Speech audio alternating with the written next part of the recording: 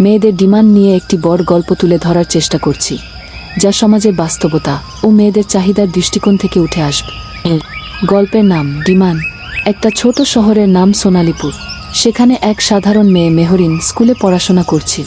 সে ছিল খুবই মেধাবী, কিন্তু তার জীবন সবসময় ছিল একটি চ্যালেঞ্জ। ছোটবেলা থেকেই তার পরিবার কঠিন আর্থিক পরিস্থিতির মধ্য দিয়ে যাচ্ছে। বাবা ছিলেন একজন সাধারণ দোকানদার, মা ছিলেন গৃহিণী। মেহরিনের শখ ছিল লেখালেখি, বই পড়া আর ছবি আঁকা। তবে তার সবচেয়ে বড় স্বপ্ন ছিল শহরের বাইরে কোথাও ভালো কলেজে পড়াশোনা করার সুযোগ পাওয়া। শহরের অন্যান্য মেয়েরা যেভাবে নতুন মোবাইল, দামি পোশাক বা ভালো সাজগোজের দিকে মনোযোগী ছিল, মেহরিনের চাহিদা ছিল একটু আলাদা। সে চাইত নিজের পায়ে দাঁড়াতে, নিজস্ব প্রতিভা বিকশিত করতে।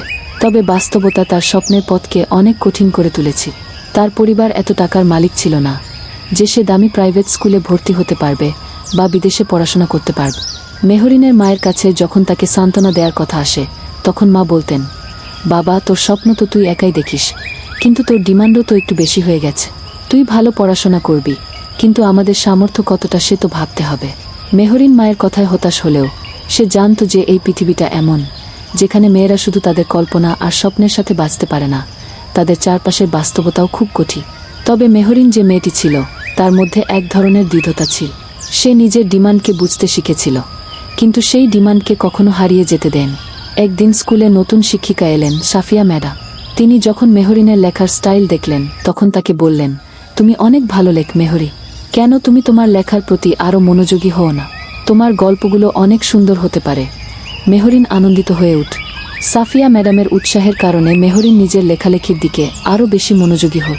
একদিন সাফিয়া ম্যাডাম তার কাছে একটি বড় সুযোগ এনে দিলে।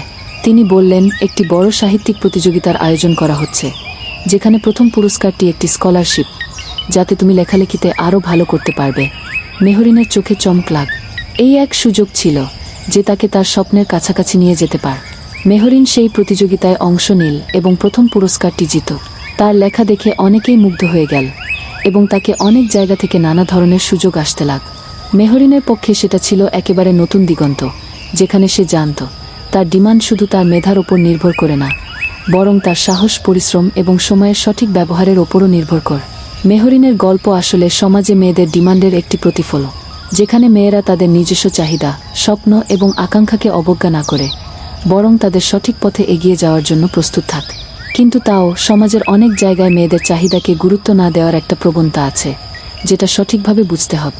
মেয়েরা যখন তাদের চাহিদা অনুযায়ী কিছু করতে চায়, তাদের সিদ্ধান্তগুলো অনেক সময় পরিণতি পেতে সময় নেয়। কখনো কখনো পরিবেশ, অর্থনৈতিক পরিস্থিতি, পারিবারিক সীমাবদ্ধতা এসব তাদের আগ্রহ বা স্বপ্নের দিকে বাধা হয়ে দাঁড়ায়। কিন্তু মেয়েরা জানে তাদের শক্তি, মনোবল এবং চেষ্টাই তাদের ডিমান্ড পূরণের মূল চাবিকাঠি। গল্পটি এখানেই শেষ, কিন্তু এর মধ্য দিয়ে যে বার্তা দেওয়ার চেষ্টা করেছি তা হলো, মেয়েদের চাহিদা কোনো একক দৃষ্টিভঙ্গি বা সীমিত বাস্তবতার মধ্যে বন্দী হতে পারে না। তাদের পক্ষে অনেক কিছু সম্ভব, যদি তারা নিজেদের দক্ষতা এবং আত্মবিশ্বাসকে উপলব্ধি করতে পারে। যে গুরুত্বপূর্ণ, তোমার কোনো প্রিয় পোস্টের স্মৃতি আছে যা অনেকের দিন ভালো করে তুলেছে? তুমি খুব সুন্দর করে কথা বললে। অবশ্যই, যদি কারো কন্টেন্ট অন্যের মন ভালো করে বা আনন্দ দেয়, সেটাই আসল কথা।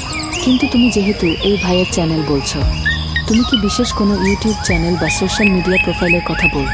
যদি লিঙ্ক বা চ্যানেলের নাম দাও, আমি দেখে বলতে পারি।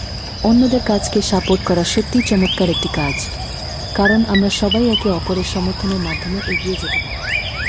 ভিডিওটা যদি আপনার একটু হলেও ভালো লেগে থাকে, তাহলে একটা সাবস্ক্রাইব, একটা লাইক আর আপনার বন্ধুদের সাথে একটু শেয়ার করে দিবে। আপনার ছোট্ট এই কাজটাই আমাদের জন্য বড় অনুপ্রেরণা।